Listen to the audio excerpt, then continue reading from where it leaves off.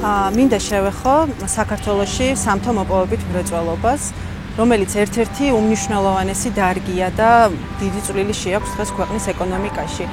თუმცა სამთო მოპოვებითი მრეწველობის განვითარება სხვადასხვა ხარისხით უარყოფით ზემოქმედებას ახდენს როგორც ბუნებრივ, ისე სოციალურ, ეკონომიკურ და კულტურულ გარემოზე. და ამის არაერთი მაგალითია დღეს საქართველოში, თუნდაც ჭიათურის მუნიციპალიტეტი, სადაც დღეს მარგანეცის მოპოვება გადამუშავების შედეგად არაერთ პრობლემას ვაწყდებით.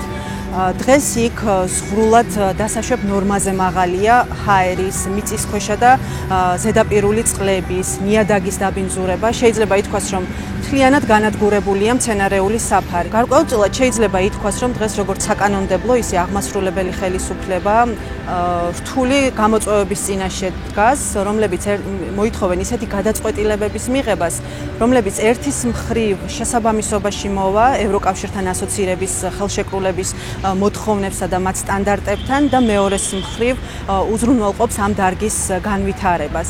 და ეს ამ რეფორმის გატარება კი ხელს შეუწყობს დასაქმებული ადამიანების პირობების გაუმჯობესებას, მათ უსაფრთხოებას, ადგილობრივი მოსახლეობის დაცვას და რა თქმა უნდა ზოგადად გარემოს დაცვას და ეს ყველაფერი კი დადებითად აისახება ქვეყნის საერთაშორისო იმიჯზე და სამომავლო განვითარების პერსპექტივებზე.